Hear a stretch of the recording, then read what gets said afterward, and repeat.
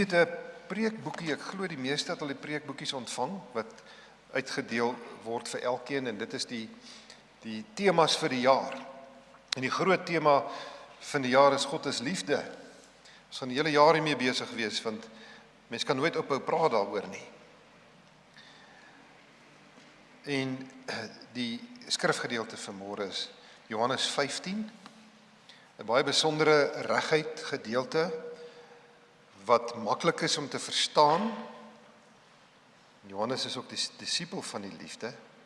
Hy het 3 briewe aan die einde ook geskryf, waar ons kortliks ook na sal verwys. Johannes 15 is so aan die einde van Johannes se lewe, en Jesus se lewe. Hy praat met sy disipels, hy praat dus met ons. In Johannes 14 het hy vir sy disipels gesê, hy gaan sterf. Hy gaan gekruisig word. En in Johannes 15, onder andere vanaf vers 9, julle met mekaar lief hê. En jy sal hoor, in hierdie gedeelte is daar heeltyd 'n vergelyking, soos die Vader my lief het ek julle lief. En soos die Vader in my is ek in julle. Heeltyd ons verbintenis en eenheid met God. Soos die Vader my lief het ek julle ook lief. Julle moet in my liefde bly. As julle my opdragte uitvoer, sal julle in my liefde bly, net soos ek die opdragte van my Vader uitvoer en in sy liefde bly. Dit sê ek vir julle, sodat julle blydskap, my blydskap in julle kan wees, en julle blydskap volkome kan wees. Dit is my opdrag. Hier is ons teksgedeelte. Julle moet mekaar lief hê soos ek julle lief het. Niemand het groter liefde as dit nie, dat hy sy lewe vir sy vriende aflê. Julle is my vriende, en julle, as julle doen wat ek julle beveel. Ek noem julle nie meer my ondergeskiktes nie, want 'n ondergeskikte weet nie wat sy baas doen nie. Nee, ek noem julle my vriende, omdat ek alles wat ek van my Vader gehoor het, aan julle bekend gemaak het. Julle het my nie uitgekies nie, maar ek het julle uitgekies en julle aangestel om uit te gaan en vrugte te dra. Vrugte wat sal hou. So sal die Vader aan julle gee wat julle ook aan my naam vra. Dit beveel ek julle. Julle moet mekaar lief hê. Broers en susters, geliefdes, kinders, geen mens kan op geen manier in hierdie lewe uitgepraat raak oor die liefde nie. Daar is so 'n prentjie wat my getref het.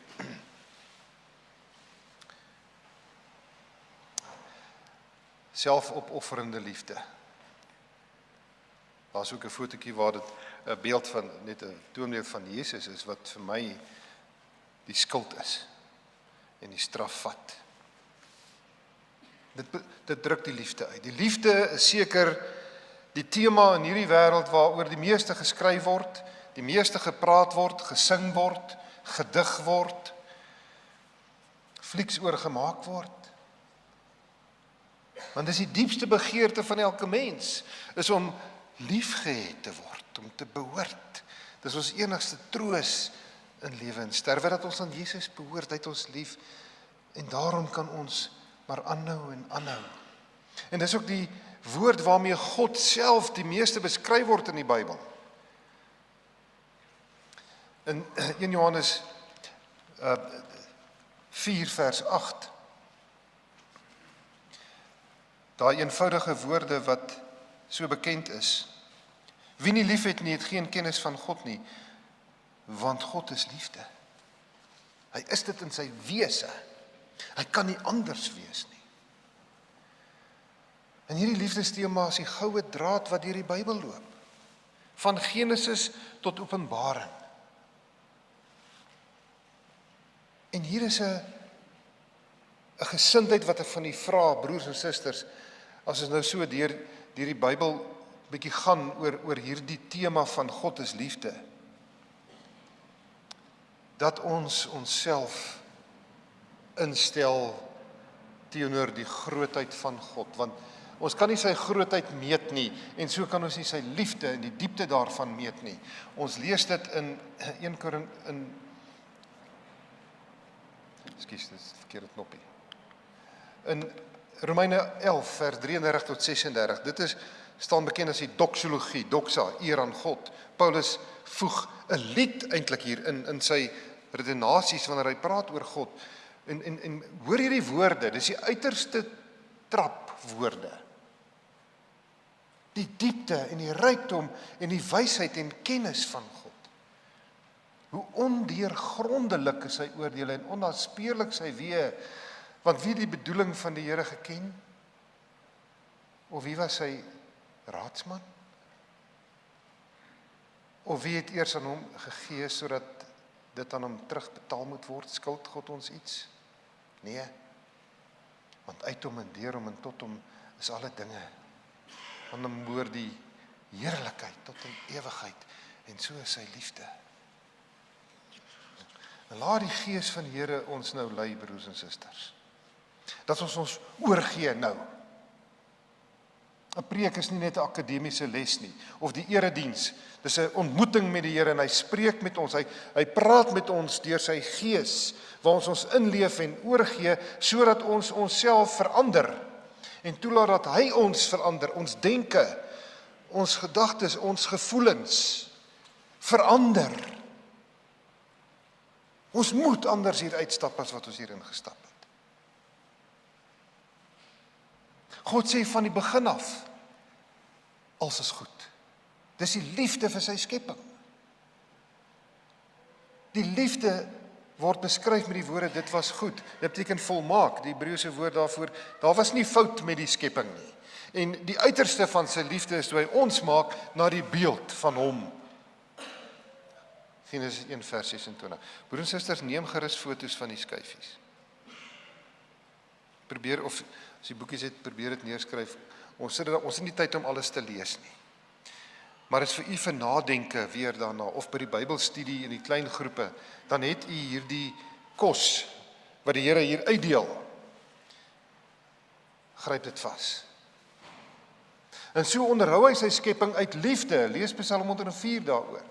Matteus 6, die bekende, hoeveel te meer sal God vir ons sorg, as hy vir die voeltjies in die gras en die blommetjies in die veld sorg, soveel te meer vir ons, want hy is lief vir ons.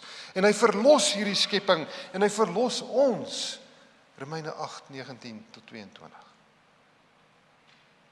Deur Jesus se kruisdood en opstanding.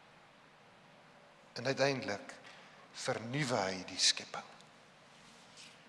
Wanneer hy weer gaan kom, en Johannes sê in Openbaring 21, kyk, ek maak alles nuut. Die laaste woorde van Openbaring 21 vers 21. Mag die genade van ons Here Jesus Christus met julle almal wees. Die genade liefde van God. Hy begin met liefde, hy eindig daarmee. En sy liefde wat hy eerste vir ons gee, het altyd twee rigtings. Dit kom eerste volledig van hom af. Ware liefde kom van God. En dis die liefde wat hy bewys het vir ons deur Jesus Christus te laat sterf. En ons reageer daarop, dis ons rigting, ons verantwoordelikheid. Sy liefde beïnvloed ons, dat ons nie anders kan as om terug lief te hê nie, hom en mekaar. Dis die simboliek van die kruis. Ons het God lief, want hy het ons lief, en ons het mekaar lief, die horisontale balk. In ons geleesde gedeelte in vers 9, soos die Vader my lief het ek julle lief. Kan dit wees? Het ons net bietjie daaroor gedink? Die volmaakte liefde, ons sal nou die verskillende tipes liefdes na kyk, agape, onvoorwaardelike volmaakte liefde, maar kan dit wees, dat hy ons so lief het? Want ons kan dit nie meet nie, ons kan dit nie verstaan nie, en daarom aanbid ons hom daaroor, en loof hom oor sy liefde. Maar hy sê, hierdie liefde moet in julle wees, julle moet in my liefde bly. Die Griekse vertaling van hierdie woord in sy liefde bly, kom ook uit Johannes 14, waar hy beskryf hoe God in hom is en hy in God. En hy in ons en ons in hom. Dis die wonderlike eenheid tussen God, Jesus en ons. Die Vader, die Seun en ons. Onafskeidbaar is hierdie liefde in ons. En dit beteken, die Engels sê to remain, to continue, met hierdie kosbaarheid, wat ons moet bewaak, soos 'n waak oor God se liefde wat in ons is. Dis die eenheid. En dan die wonderlike vers 11, dis net voor ons teksvers. Dit sê ek vir julle, ek het julle lief, soos die Vader my lief het, onvoorwaardelik. Hoekom? Sodat my blydskap in julle kan wees en julle blydskap volkome kan wees. Volkome, dit loop oor. Blydskap, vreugde, is dit so met ons? Dis hoe ons moet groei en verander, dat ons al hoe meer blyer word. Vreugde groei in ons, dis aangrypend. God se begeerte met ons. Jesus wil hê, ons moet in blydskap leef. Nie in hartseer en smart en rou en woede nie. In blydskap. Nie blydskap oor wat met my gebeur en goeie dinge wat op my pad kom, of my finansies, my rykdom, my besittings, my eer, my prestasies, wie ek is, wat ek bereik het, nie blydskap daaroor nie, want dit vergaan. Innerlike, ewige blydskap, want God het my lief. En hierdie blydskap is die eerste emosie. Liefde en blydskap loop mos saam. As ek hoor iemand het my lief, of iemand hou van my, dan is ek bly daaroor.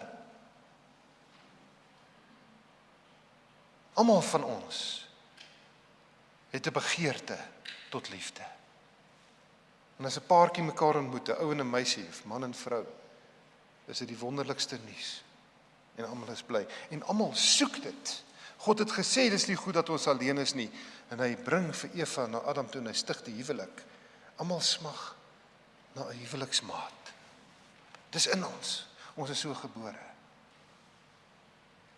En die tweede vrug van hierdie ingeplante liefde van God in ons is dankbaarheid. Wat vreugde, blydskap, dankbaarheid bring glimlagte. Dis wie ons is. En dan kom ons teks met 'n opdrag. Vers 12. Dis my opdrag. Hoor u? Ek gaan net vinnig terug na 'n gedagte wat ek met 'n vorige preek gehad het. Kom ons kyk net weer, hoe lyk hierdie wêreld waarin ons leef? Daar's twee tipes mense in twee werklikhede. Dis alwaaroor dit gaan. Mense wat God ken en hom liefhet, en mense wat God nie ken en hom verwerp. En in die bedeling hierna is daar twee adresse, die hemel en hel. Die mense wat in God glo en hom liefhet en hom gehoorsaam, sal hemel toe gaan. En die wat hom verwerp, die kinders van die duiwel en die wêreld wat hulle verlei weg van God af en hom nie in hom glo nie, sal hel toe gaan. Dit is die werklikheid van hierdie bedeling en hierna. Dis wat die Bybel vir ons sê. En ek glo almal van ons leef in hierdie, kom ons noem dit die geestelike huis van God. Dink aan toe jy groot geword het. Jy het dalk in 'n Christelike huis groot geword, die van u wat so bevoorreg was. Ek dink beeldige huis van die Vader, waar daar reëls was. Die ouers het ons groot gemaak met reëls en grense. Ons het nou gesê, ons leef ook in God se teenwoordigheid. Broer en suster, as u sê, u is 'n kind van die Here, u is 'n disipel van Jesus Christus, het u geen ander keuse om na die opdrag te luister nie. Dit is nie onderhandelbaar dat ons dit as 'n wenk vat en sê, ja, as ek so voel, sal ek dit doen nie.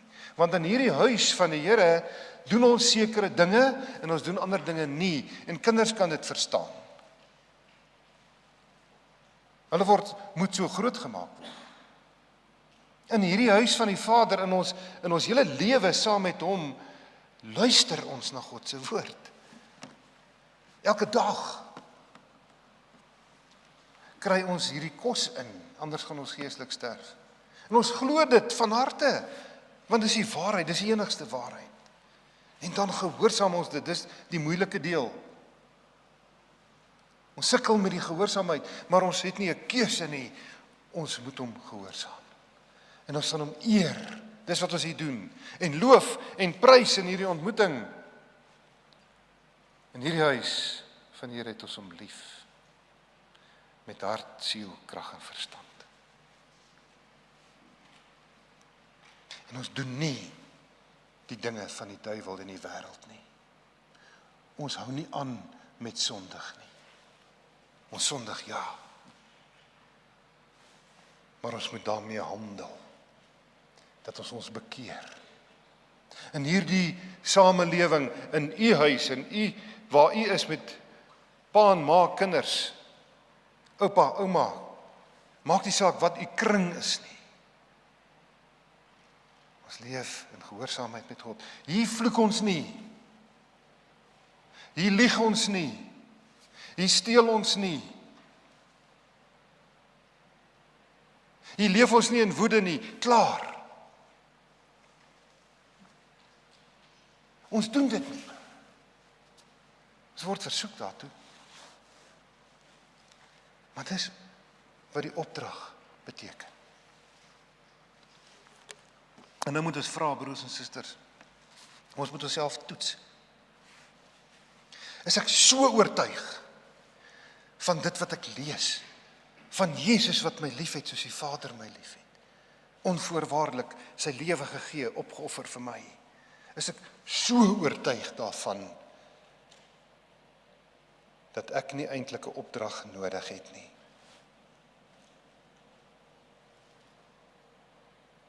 Is ek so oortuig van hom, in sy grootheid, dat ek nie met hom redeneer nie, dat ek nie met die Here beklei nie, dat ek nie van hom verskil nie, dat ek nie in hom twyfel nie, dat ek hom nie weerstaan en bedroef en rebelleer en hom verwerp nie. Dis wat die huis van die duiwel doen. Is ons so oortuig dat daar 'n spontane liefdesverhouding tussen my en die Vader is, en daarom na mekaar toe. Ons sal ook sê, dit is makliker om God lief te hê, want hy is goed, en ek besef alles wat hy gedoen het. Maar my naaste, dit is bietjie moeiliker. En dis ons uitdaging. Ons wat maar sondaars is. En as ons bely en erken ons is in sonde ontvang gebore, is dit nie om onsself in 'n depressiewe toestand in te sit nie. Dis ons werklikheid. Daarvan af is ons verlos en kan ons die Here loof en prys. En gaan ons nie aanhou met sondig nie. Hy sê dit in die 3de brief, die eerste brief, hoofstuk 3. Elkeen wat sonde doen, oortree die wet van God, want sonde is wetteloosheid. Ons het dit nou gesing, sonde is ongeregtigheid. En julle weet dat Jesus gekom het om die sondes weg te neem, en daar is geen sonde in hom nie. Elkeen wat in hom bly, sondig nie. Elkeen wat aanhou sondig, het hom nie gesien nie, en nie leer ken nie. So hier korte gesindheid in ons harte. Ja, ons is swak en sondig. Maar God het 'n plan gemaak daarmee, en hy het ons omhels en ingebring in sy verlossingsplan. Ons het ons doodgeval met die sondeval. Ons het 'n wedergebore nodig gehad om ons weer 'n nuwe mens te maak, en dit het gebeur. Elkeen van u wat hier sit, glo ek, broer en suster, is wedergebore deur die Gees van God, en besef wie God is, en kan in hom glo, en kan hom gehoorsaam as ons wil. Omdat ons wil. Ons moet ja, maar kom daar 'n wil.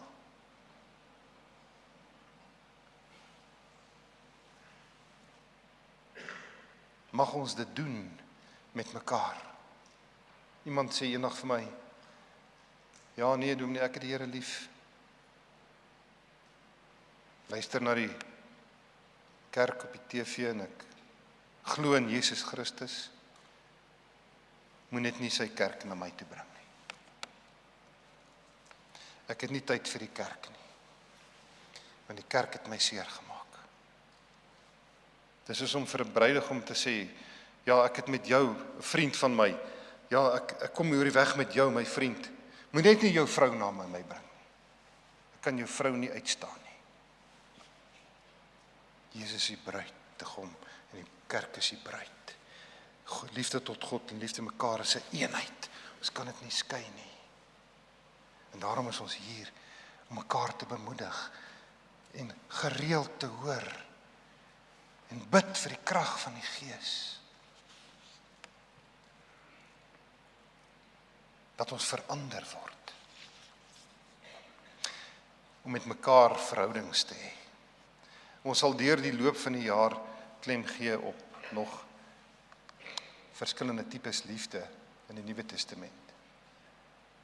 Agape is die selfopofferende, onvoorwaardelike liefde wat God vir ons het, dit is wat ons van gelees het. Die Grieks in hierdie liefde is agape. Onvoorwaardelik, God gee dit. En dit is die liefde gewoonlik in 'n huwelik, tussen man en vrou. Onvoorwaardelik het ons mekaar lief. Ek gee myself. Storge is familieliefde. Pa, ma, kinders, broers, susters, oupa, ouma. Want ons behoort aan mekaar. In 'n familie wat God gegee het. En daar het ons mekaar besonderlik lief. Filia is vriendskapsliefde. Dis met baie mense, is al hoe wyeer. Daar's 'n verbintenis tussen ons en mense. Maar hierdie kan verander.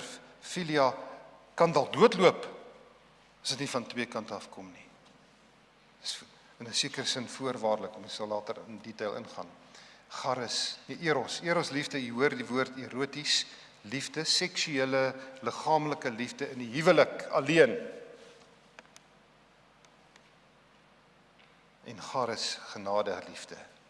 Dis die genade van God wat met ons sal wees, waar hy ons in Christus vergewe het. Daarom moet ons vers 13 omhels, broers en susters.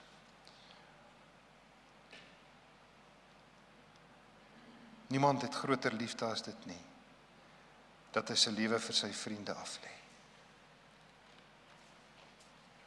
Het jy al daaraan gedink? Ons sal hier by die kruis 'n rukkie moet stil staan. Dit is nie meer ver nie. Nog so rukkie. Vir die wat moeg is. Ons kan nie van die kruis af wegdraai nie. Ons kan so maklik bely. Laas Sondag het Reinhard dit genoem. Die preek was uit Johannes 3 vers 16. Die mooi algemene liefdesteks van so lief het God die wêreld gehad dat hy sy enigste seun gegee het sodat die wat in hom glo nie verlore gaan nie, maar die ewige lewe sal hê. En ons ken dit uit ons koppe uit en is reg, want hy het sy lewe gegee. Kom ons dink vir 'n oomblik, broers en susters, hoekom sou God dit doen? Hoekom sou God die Vader sy enigste seun, oor wie hy uitspreek, dis my seun in wie ek welbehae het, hy seker die liefste vir sy seun gewees. Hoekom sal hy dit aan sy seun doen? Nou is maar twee hoofredes. Die eerste is, en dit gaan 'n bietjie reguit klink, want God is volmaak en in sy volmaaktheid lê sy geregtigheid, sy regverdigheid. Hy moet en hy moes ons sonde straf. Sonde kan nie ongestraf gelaat word nie. Dit gaan oor God se woede en sy wraak oor ons sondes. God was woedend.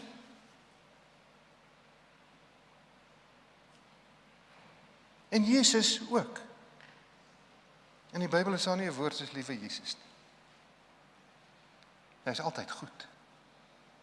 Maar hy is 'n oordeel en 'n straf van God se wraak oor Adam en Eva en ons wat sy eer wil steel en dit gedoen het en self God wou wees. Dit was die oortreding in die tuin.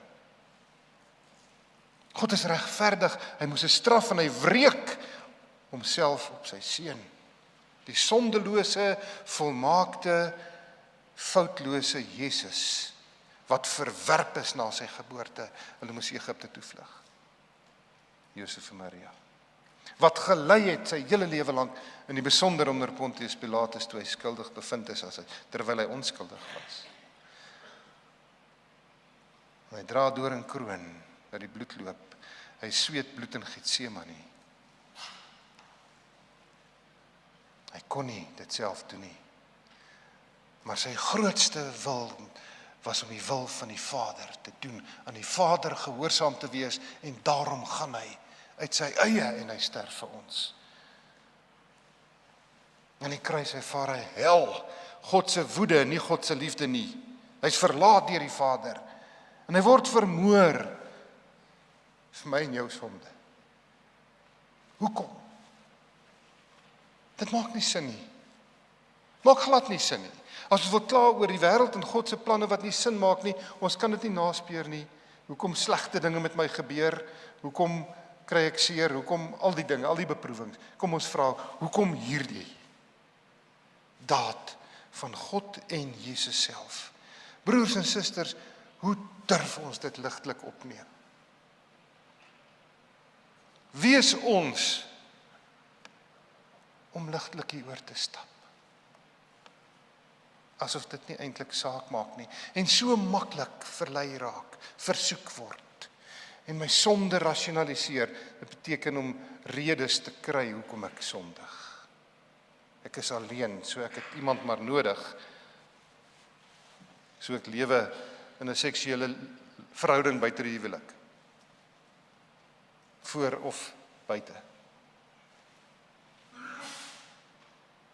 Hoekom gebeur dit so maklik? Of ek word dronk.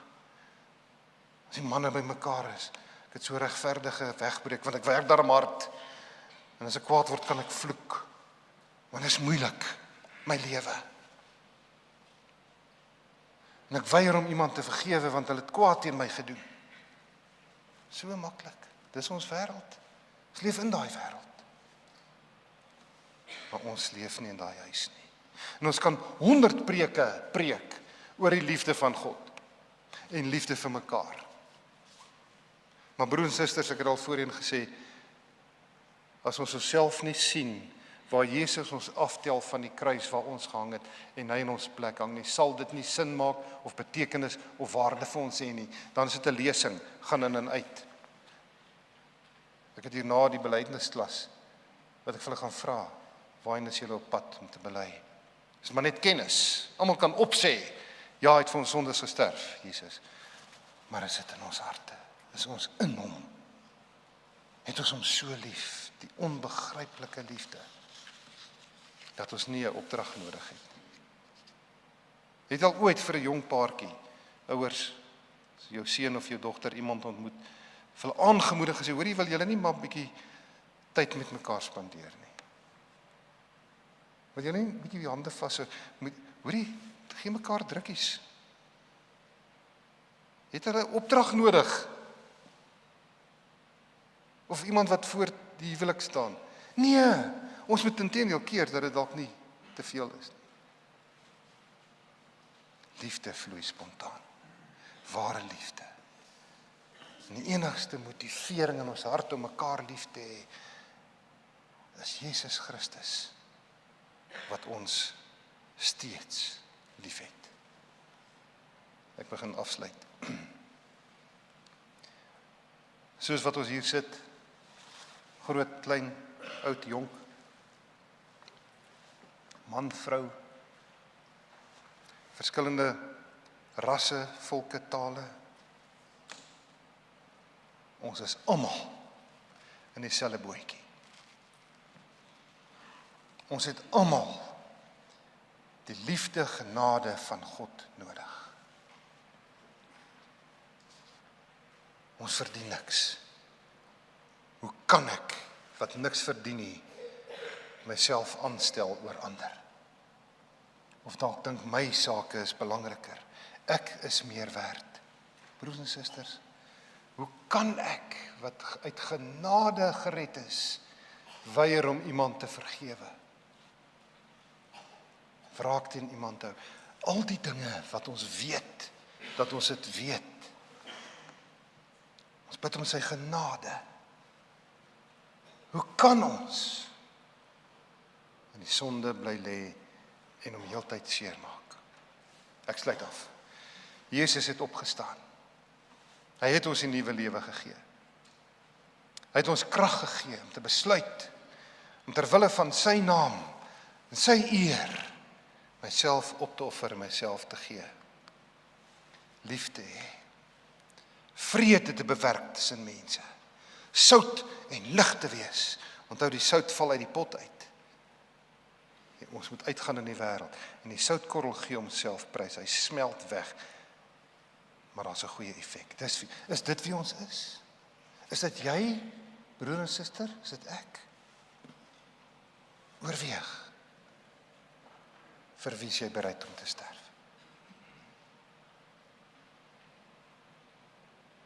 Dis waarmee ons teksvers afsluit. Geen groter liefde as dit nie, dat hy sy lewe vir sy vriende aflê. Is dit jy?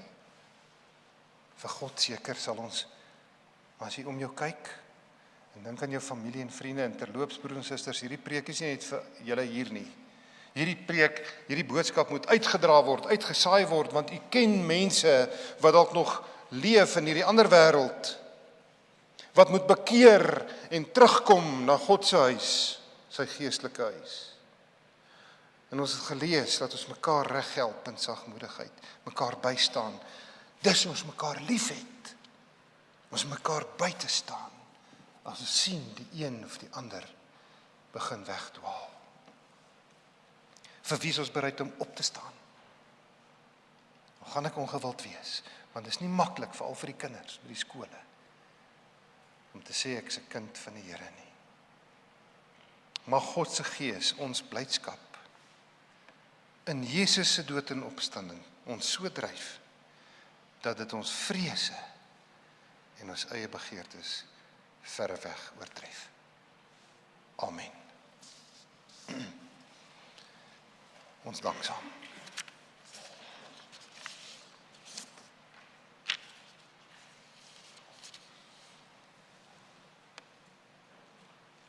Ons is maar stil, Hemelse Vader. Wat se woorde kan ons byvoeg? Niks nie. U het klaar gepraat. U het hard en duidelik gepraat. En u het vir ons gesê hoe lief u ons het. En ons kan dit nie verstaan nie. Maar dankie Here dat ons nie hoef nie. Dat ons dit net kan omhels.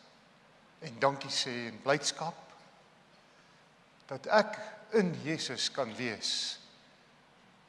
En daarom bly kan wees en dankbaar kan leef. Lei ons dat ons groei hierin, Vader, in ons geloof wat nooit sal wankel nie. Hierdie inhoud, hierdie waarheid is die kern van ons lewe, die energie wat die Gees in ons indra, sodat ons elke dag kan leef, sodat ons elke oggend kan bid dat die Gees ons lei oorvloediglik, dat ons oorloop en dat die Gees ons dag bepaal, nie die wêreldomstandighede of my eie planne nie, maar u planne. Ons het elke oomblik nodig en bid dat wanneer ons hieruit gaan, ons sal groei in dankbaarheid en blydskap en dat dit aansteeklik werk vir elkeen op ons pad. Elkeen wie u na ons toe bring. ons naaste. Dankie vir die voorreg vanoggend. Dankie dat ons deur U gekies is, aangestel is, as U soldate, U disippels, om hierdie woord te gaan vertoon in ons werke, in dit wat ons doen. Mag ons geseënd wees hierin. Ons bid, Here, vir ander wat nou op 'n kamp is, waar Reinhard hulle besig is om te beplan. Mag die wil en die gees ook in hulle teenwoordig wees. En dat ons almal hier ons dienswerk doen, nie omdat ons moet nie, maar omdat ons wil. Ons kan nie anders nie. So dankbaar is ons. Gaan met ons gemeente en ons beplanning en alles wat ons in U naam wil doen. Gaan met ons, Here, in ons besluite wat ons moet neem, ons as kerkverband, 'n gemeente in die Gereformeerde Kerkverband, waar ons wysheid nodig het. Ons bid daarvoor, want ons wil U gehoorsaam wees. Dis al wat ons wil doen. Ons bid vir ons land wat in soveel denkbeeldige golwe verkeer, wat soms verdrink ons mense in armoede en geweld. Ons bid vir ons regering dat daar tog 'n sin van waarheid sal kom. 'n Sin van afhanklikheid teenoor U. En so wêreldregerings en wêreldleiers wat hard probeer om vrede te bewerk. Maar dit is maar moeilik, want elkeen is met eie wil en eie koninkrykies besig. Ons bid dat ons sal buig voor U koninkryk. Lei ons in 'n gevaarlike donker wêreld in as ligte, dat ons 'n verskil maak waar U ons plaas. Dat ons daar sal skyn. Dit is hoe ons aan U gehoorsaam is. Ons dink aan gedeeltes wat vergaan weens droogte. Maar daar nie kos vir mense en dier meer is nie. Waar die damme opdroog. Ons kry seer hier binne. En dan mense wat verdrink van die oorvloedig en die oorstromings. Mense wat doodbrand. Ons is nie beter nie, ons het net meer genade ontvang as dit ons nie tref nie. Ons bid dat U mense sal stuur, ons, waar ons kan, om naaste liefde te gaan beoefen in ons stikkende wêreld waar dit so nodig is. Ons vra dat U ons sal hoor en verhoor. Ons weet U sal dit doen, want U is oneindig lief vir ons. Amen.